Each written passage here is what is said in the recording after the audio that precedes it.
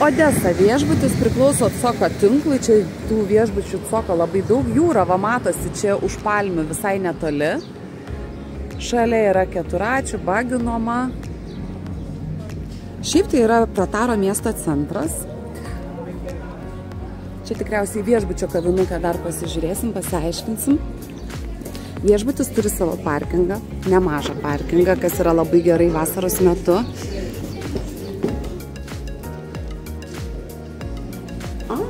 O viduje visai neblogas vaizdas.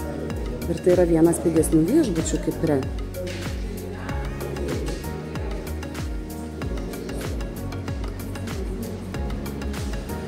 Tikėjus, va prašom baras, lobby baras. Baldai atrodo tvarkingai, atrodo švarios ir grindys. Gėlės gyvos, fainai, tikrai gyvos gėlės. Nu, orchidės ne.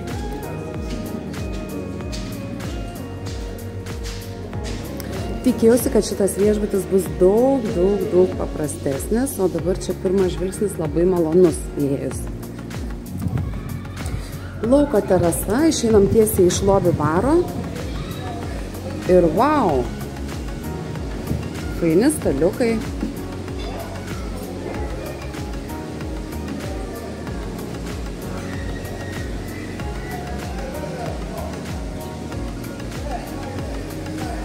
Vakare, tai čia kosmiškai gražiai turi būti, kai sujungiami visi tie šviestuvai. Tikrai faini, labai faini baldai lauke.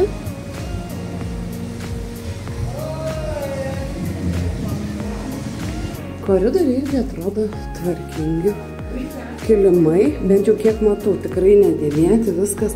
Ieškau, matot, kas yra negerai, kad toks kuklus ir toks pigus. Standartinis sightsee kambarys. Nu ir labai neblogai. Labai neblogai atrodo. Didelė lova, tikrai labai didelė. Ir vietos jau čia papildomai lovai nėra. Aukšta. Baldai balkone tvarkingi. Nu ir pats kambarys ir balkonas ir viešbučio teritorija tikrai atrodo labai tvarkingai. Na ir parodau, kas yra sightsee view. Tai jeigu aš stoviu taip, jūros nematau, o tai yra šoninis vaizdas į jūrą, vat kažkaip turiu pasilenkti, pasisukti ir jūra matosi.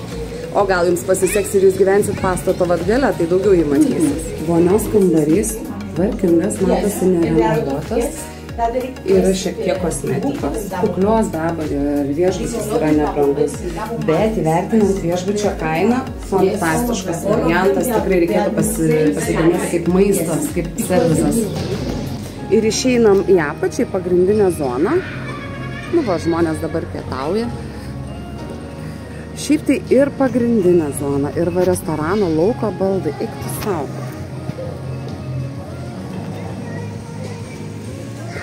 Labai gražus, minkšti, tvarkingi, švarus.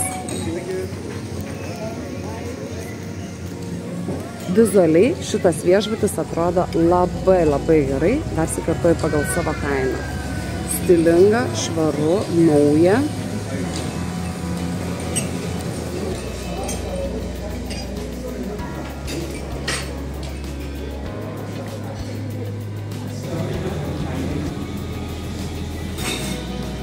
O, prašau, baklava, desertukai, tiramisu, labai gerai. Grietinėlė plakta. Melionas, obuoliai, apelsinai, kriaušės, bananai, viskas čiki. Šiaip nemažai ką galima spręsti iš daržovių skyriaus, ar neapdžiūvusios, ar šviežias, ir koks pasirinkimas. Tai alyvuogės atrodo labai gražiai vizualiai. Salotos tikrai pjaustytos, nesenai, pomidorai, agurkai. Tuno yra, fetas yra, visko, ko reikia pasidaryti graikiškam salotom arba tuno salotom. Netgi džiovintų pomidorų padėta. Jau pagamintos graikiškos salotos. Nu, salotų stalas puikus tikrai. O čia, na jau neatidarinėsiu, bet va, karšti patiekalai, vištiena, nu gal vieną atidarysiu, pažiūrėt kaip čia. Aha, vištienos kadletukai. Grilled lamb chops. O jei vizualiai tai labai gerai, visur padažiukai pridėti. Nu, pasirinkimas didelis, sparneliai, hamonas. Nu super, tikrai super. Įėjau į šalia netoliese esantį kitą restoraną, čia žmonės vakarieniauja. O ten tik tai pietauja ir pusryčiai. Ir viešbutis turi all inclusive standard sistemą, tiesiog all inclusive ir all inclusive premium. Tai vat skirtumas tarp tų all inclusive yra tai, kad premium svečiai gali naudoti 6 a la carte restoranais vieną kartą per savaitę kiekviename su registracija.